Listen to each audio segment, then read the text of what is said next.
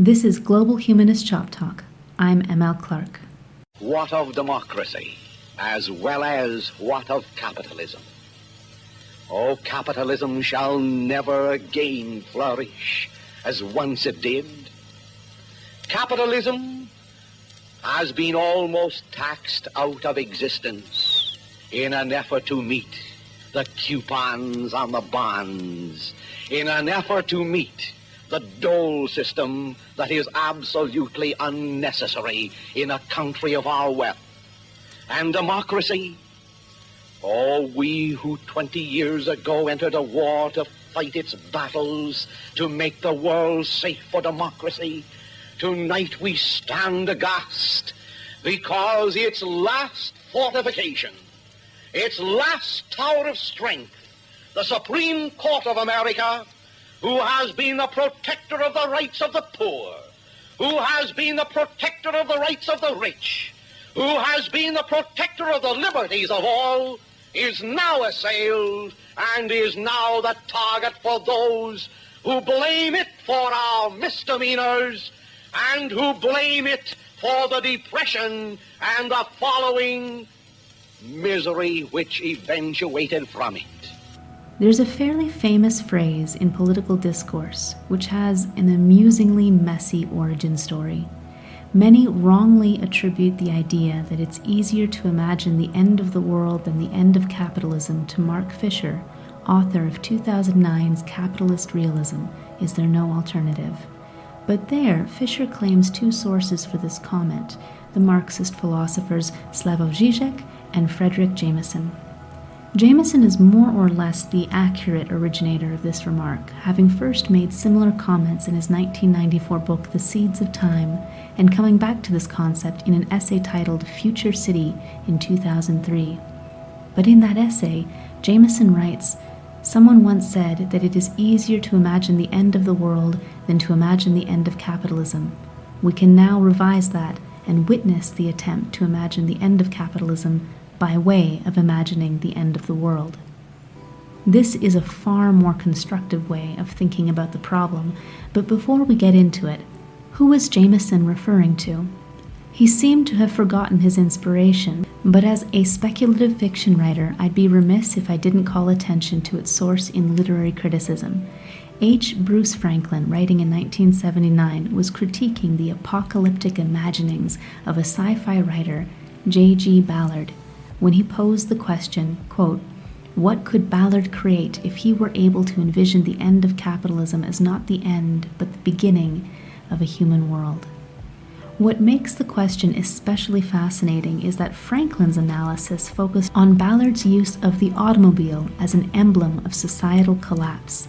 As Franklin wrote, quote, "Back in the short story, The Subliminal Man, 1963, Ballard had projected the automobile and the concrete milieu we construct for it as the basic economic and psychological fact of decaying capitalist society. In The Subliminal Man, Ballard did something extraordinary for him and unusual for any Anglo-American writer of science fiction. He subjected this future, automobilized, monopoly capitalist society to a rigorous analysis, showing how the psychology of the people within it is determined by the political economy. The vast forces of production, still ruled by capitalist social relations, become a colossal alien power constantly producing more and more commodities and increasingly incapable of satisfying real human needs. If the commodities turned out by capitalist production actually satisfied human needs, they could be sold through rational description. Since this is clearly not the case, in capitalist society today, advertising attempts to evade or manipulate our rational thought processes and to stimulate irrational desires. An entire industry spends millions of dollars annually just on research to discover new advertising techniques designed to exploit and intensify our desires for competitive success, power, riches, admiration, and sensation." End quote.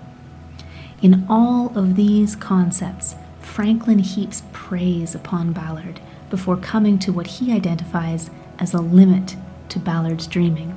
Quote, "This brings us back to the automobile, the central symbol of Ballard's nightmare. Ballard's choice of the automobile as emblem and synecdoche for the apocalypse is splendid. In the US, 25 cents out of every dollar spent at retail is connected with the auto. The automobile annually consumes 64.2% of the nation's rubber production, 21% of all its steel, 54.7% of the lead, 40% of the malleable iron, 36.5% of the zinc. As Dutch economist André van Dam notes, each year automobiles kill 180,000 people worldwide, permanently maim 480,000 and injure 8 million. Car accidents account for 3% of the gross national product in the industrial nations, a huge sum that should be subtracted from the GNP rather than added to it. And in the words of American Ground Transport, a report submitted to the U.S. Senate Subcommittee on Antitrust and Monopoly, we are witnessing today the collapse of a society based on the automobile. But Ballard's failure to understand the source of this collapse, or rather his failure to carry forward that understanding he reached in the Subliminal Man, leaves him mistaking the end of the capitalism for the end of the world. End quote. A very long but precise and pointed reminder of how far we maybe have not come. Franklin, writing in 1979, seems to have inspired Jameson, writing in 1994, who seems to have inspired Fisher, writing in 2009. It's now 2023, and we don't have to imagine the end of the world. The end of the world, or at least the totalizing impact of climate change on our various ecological and socioeconomic systems, is already to some extent here. Another science fiction writer, Stanley Robinson, published The Ministry for the Future in 2020. In it, he very much imagined the end of capitalism via the end of the modern world by illustrating how near-future climate change events would literally undermine the ability of current financial systems to keep going in the hardest-hit regions of the world, where digital infrastructure inevitably broke down due to extreme changes in the climate. More immediate forms of barter economy and to some extent mutual aid would have to rise up in their stead. It wouldn't be a hypothetical, in other words, but it also wouldn't be an end that we consciously controlled.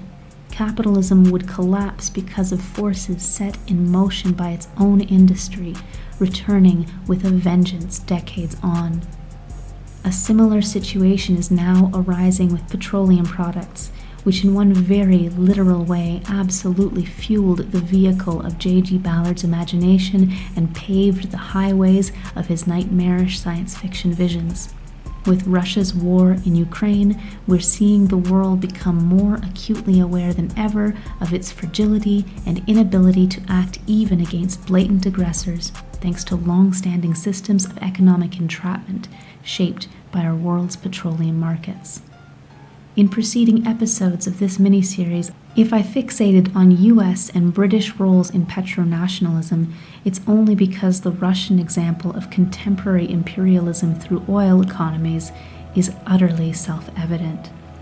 The real challenge wasn't to call attention to how Russia's dreams of empire are inextricably linked to its significant control over global petroleum and gas markets, but to estrange us from our own Western notions of being at all better in this regard.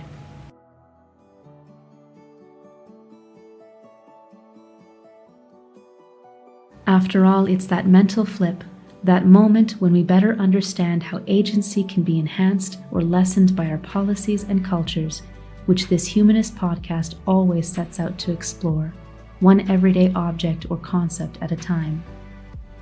You're listening to Global Humanist Shoptalk, and for 6 episodes, we're extracting a deeper understanding of contemporary global politics through a study of petronationalism, the formation, maintenance, and advancement of countries through the oil and gas industries they have created, traded in, and otherwise leveraged for international power, at cost to the humans in them all.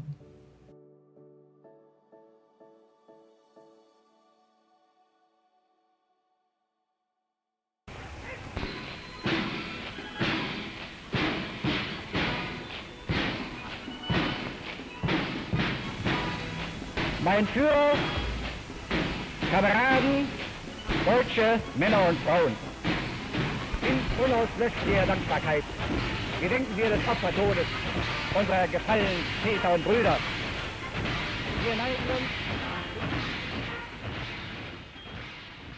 But it wouldn't be until after World War II that the United States and its petroleum giants would really shift into a commanding focus on the world stage.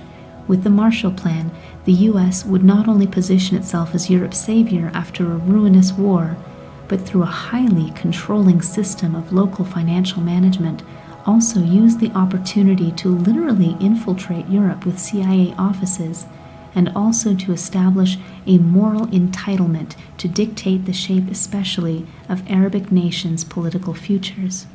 At that time, the Middle East and its significant oil reserves started to be reframed in surrounding political discourse as a global resource, rather than as a body of local natural resources that ideas of national sovereignty should have recognized as belonging primarily to the Arabic peoples themselves. Any attempt by these nations to resist long-standing colonial pressures in a way that would give Britain and US oil giants less access to their oil reserves would be met with extreme political retaliation, up to and including the US and Britain destabilizing active demographic governments in the region to secure and retain their corporate interests. And all the while, the US would further justify its actions by raising the menace of communism and the Soviet Union. In other words, it would continue to delegitimize any Arabic pursuit of national sovereignty by pretending that Arabic sovereignty was impossible, merely a front for Soviet encroachment.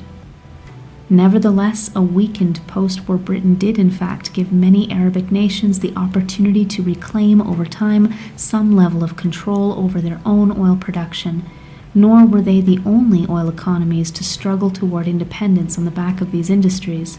Iraq had a harder time of it precisely because nationalizing its oil economy in the 1970s put the country squarely in US crosshairs, whereas Venezuela's greatest enemy was often its own sitting governments, which routinely deprioritized their own citizens' well-being in pursuit of greater oil wealth on the global market. Meanwhile, Qatar came upon its most important petroleum and gas products later on. It was able to draw from lessons already learned by Saudi Arabia, Iran, and other regions fighting for sovereignty through petronationalism. Its very small citizen count also spared it from the problem of having to balance national welfare with the acquisition of oil wealth.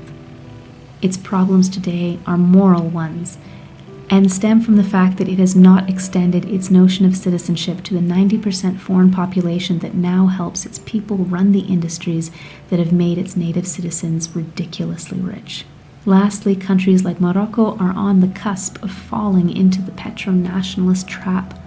They are known to have serious reserves, but no one has yet found the big score that will invite international petroleum corporations to step up local production. When that happens, Morocco will join countries like Nigeria in being highly reliant on the broader petroleum market to make use of its crude oil. In this way, it will also risk losing significant sovereignty to oil imperialism. In the last 5 episodes, I moved us rather slowly and carefully through all these concepts and a few related terms like the idea of state capitalism, which has been used by some scholars to highlight how arbitrary the line in the sand really is between states directly invading other states and states working in tandem with private or semi-private incorporated enterprises to expand their holdings elsewhere in the world and to interfere with other states' politics. We no longer have organizational structures like the Habsburg family, the seat of the Holy Roman Empire for centuries, infiltrating and shaping local politics all across European countries. But we do have modern chartered equivalents in the form of vast corporations, often connected by trusts, and other labyrinthine legal agreements between constituent parts. And the key for us now is to remember that they are not something to be treated as distinct from sitting elected government. They are rather a very clear and long-standing extension of state government, because it is only through state sanction that any of these enterprises are allowed to exist anywhere. They draw all their power through sanction and endorsement by various global governments, which brings us to the matter of where we go from here.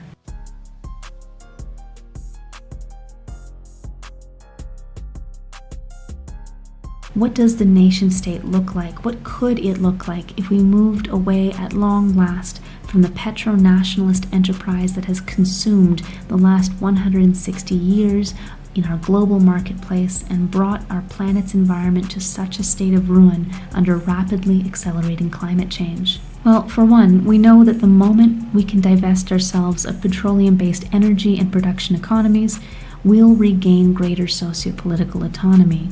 We might no longer be able to leverage our own petroleum power over abusive foreign governments, but we'll at the very least be able to detach ourselves from immediate, complicit economic relationships with them. And yet, petroleum products very much fuel the machinery of war, which means that asking countries like the United States to give up their reliance on oil and gas isn't just about asking for a significant reduction in Western lifestyle, away from materialist cultures that have flourished under the development of related consumer products. It's also expressly asking such nations to give up the drivers of national defense. Imagining a real end to petronationalism therefore requires a much deeper and more complex rearrangement of the global order. But to make this challenge even harder, the history of the modern nation-state also makes perfectly clear that we've never really had truly sovereign enterprises on a mass scale. Instead, we've always had new nations arising in direct response to preceding state arrangements, as with the ancient modern state of Morocco, when it was first formed in the late 8th century by a leader fleeing a caliphate that he did not support. Into that ancient new country was poured the vague hopes and dreams of many other immigrants who flocked to its newly founded capital and helped make the region critical to the world's markets of the time. Underpinning the new nation of Morocco, though, was an era of Muslim colonialism in the region. However, underpinning the new nation of Morocco was an era of Muslim colonialism in the region, the country retaining its strength and centrality by expanding its dominion over neighboring lands.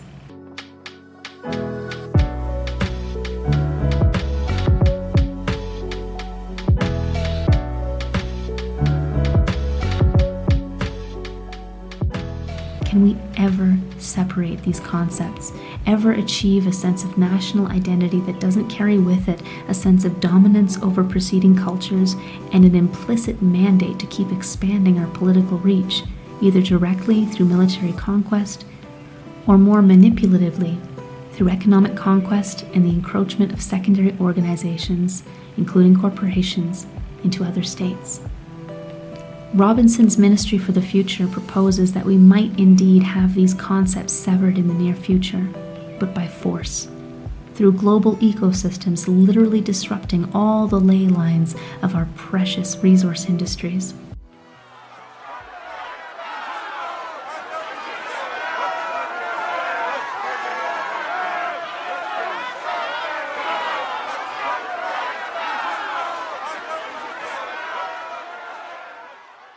Already, in many parts of the world, flickers of this end result keep showing up in the way that local organizations have started to fill in the gaps left by struggling state infrastructure. In circles of anarchist and socialist discourse, these groupings are often configured as mutual aid societies, small, localized organizations looking to meet the needs of immediate neighbors. But these are political actors on a very different level from what we've traditionally ascribed to the nation-state. Another wildly science-fictional possibility extends from this far more concentrated community focus, the idea of hyper-regional global governance.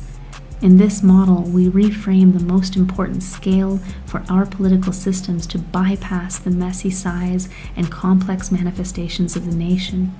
In its stead, we might imagine two core levels of governance: the neighborhood or municipality and the global community of other neighborhoods, other municipalities. This is an arrangement that our digital age makes possible, even if it would require quite an international upheaval to come to pass.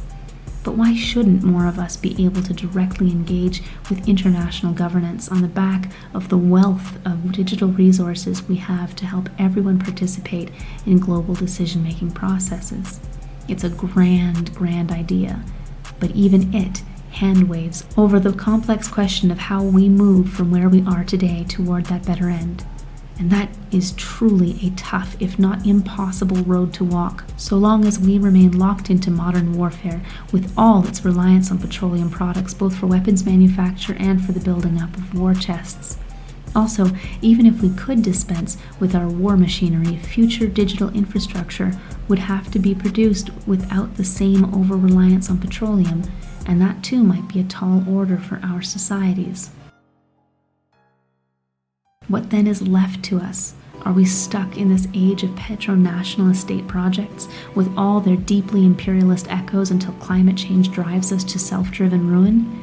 Is there really no way to shift corporate enterprise into something that better serves all human beings and the vague dreams of democratic government that so many of us retain?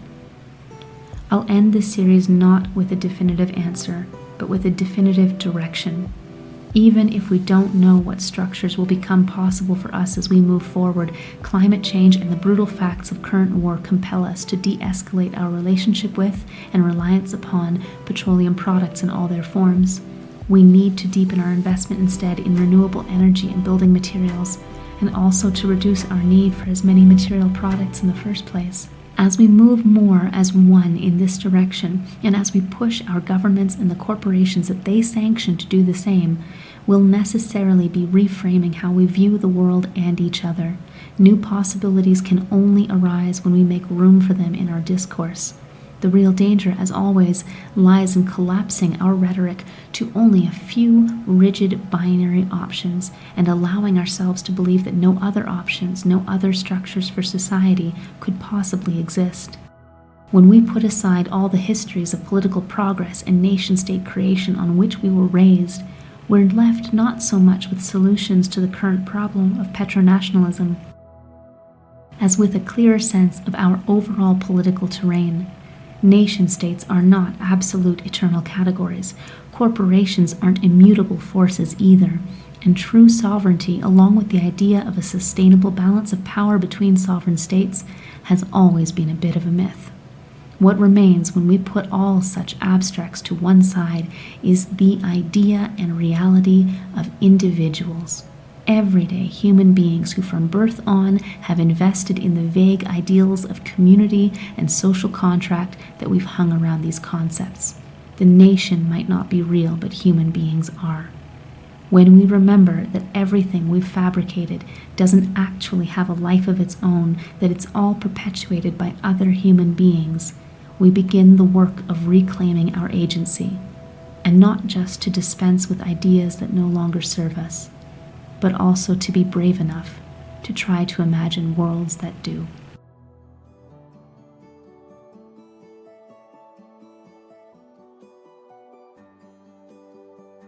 This has been Global Humanist Shoptalk with M.L. Clark. Maurizio Ferraz is my one-man dream team of an audio production specialist. Studio space and resources were provided by Agencia El Grifo, and all further credits for cited and referenced content can be found in attached episode notes. All of this would not have been possible without my patrons, the vast majority of whom support me through Patreon. You can also follow my work at Better Worlds Theory, a weekly newsletter at mlclark.substack.com. None of us excels without the support of a community, and I am deeply thankful to have found mine. Be well, be kind, and seek justice where you can.